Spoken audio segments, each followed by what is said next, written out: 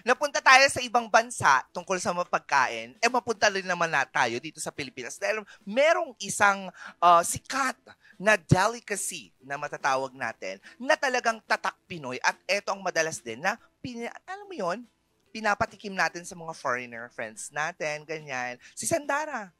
Oo, one of our favorite dish etong mapapanood natin. Ang Kapampangan Sisig, ang maanghang, maalat at syempre may makasaysayang kwento. Alaman natin yan dito sa Share Mo To.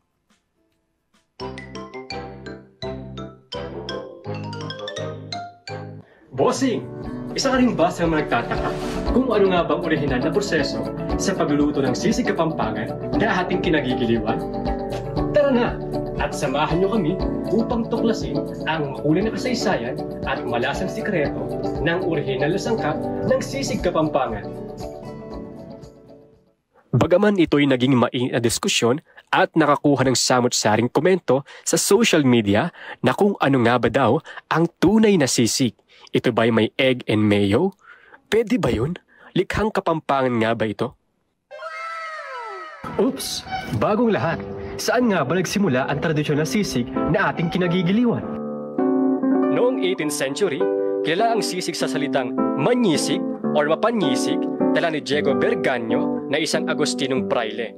Una itong lumitaw sa Spanish Dictionaryong Pampango na may kahulugang ensaladang may berdeng papaya, mangga at berdeng bayabas na kinakain na may asin, paminta, bawang at suka na nagbigay daan sa pag-usbong at sa paglikha ng iba't ibang bersyon nito.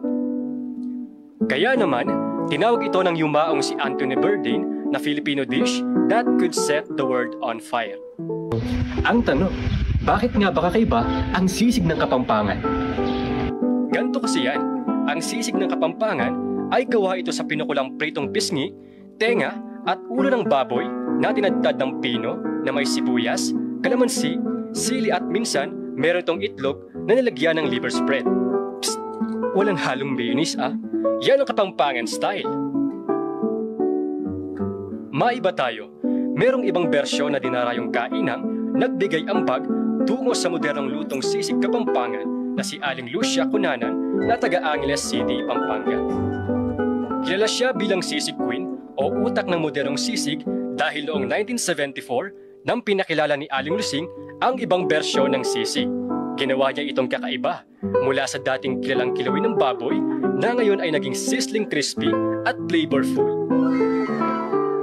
Dahil din dito, mas nakilala ang Pampanga bilang sisig capital of the Philippines, liban sa pagiging culinary capital ng bansa.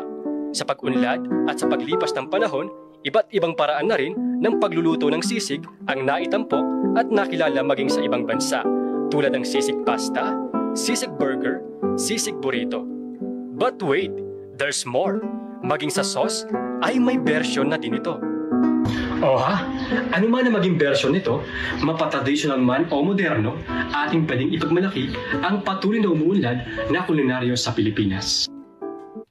Oh, yun pala ang tunay na sisig, no? Dapat. Suka, paminta, Asin. asin, mangga.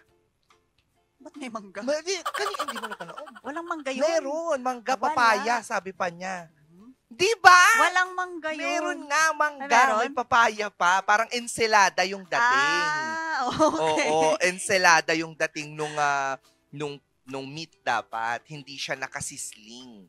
Kasi nga, historically, parang ang sisig kasi sa Kapampangan means umaasim. Yun ang diba? Kaya, tas ginagamit siya usually ang sisig na word is ginagamit siya sa mga prutas and vegetable. Kapag anong tawag doon? Nag-aasim na sila. Parang para siyang na, ano kasing tawag mo doon? Kasi na-artum. No na-artumon, yun yung sisig, yung term nila. Pero ngayon iba na kasi yung version. Modernized na siya. Meron na siyang mayonnaise. Yung iba naman may egg. Pero gusto ko yung Kapampangan sisig na liver spread. Ang tagal ko lang Diyos mio garapon. Gusto ko talaga ng liver spread. Actually, ang hilig mo din talaga sa liver. Oo. Mga ka-MB, kung hindi nyo lang alam, kumakain ko ng hilaw na liver. Yes, oo. Minsan, kapag yung mga kapitbahay namin nagsisigaw sa umaga kasi wala ng liver yung mga manok nila. Wag na akong ganon. Gabi-gabi, no? Ganon. O hindi naman gabi-gabi. Eh, Oo, nasa Friday diet ko siya night. once a month. Yung hilaw. Nakakaloka. tas Magulat nung na tas- lang sila kinaumagahan. Meron na rin akong tinola. Tapos patigwan man lang isuot. Nguy, nahanin madlaw da. Nakakaloka. Pero ang sarap. Madami nang ang version nga. Ang pinaka-favorite na version mo ng sisig.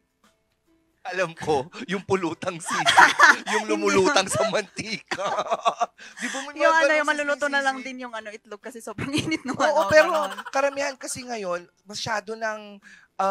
masyadong malinamnam, nakakaumay yung lasa niya. Tapos, yun nga, para na siyang may flood control ng mantika. Di ba? Hindi na control. Walang flood control ng mantika. Grabe. Parang kapag kumain ka, para kang uminom ng Ano? yung na mantika. Tapos parang nilalaklak mo lang, ne? Parang pagkatapos mo dun sa inuman ninyo, pag uwi mo, maudatal ka ngayon na dagos. Alam mo yung unang subo mo pa lang, putok-batok agad, gano'n. Unang subo mo, bulagta ka kagad, sabi na sa sobrang kamantikaan. Anyway, mga kaibigan,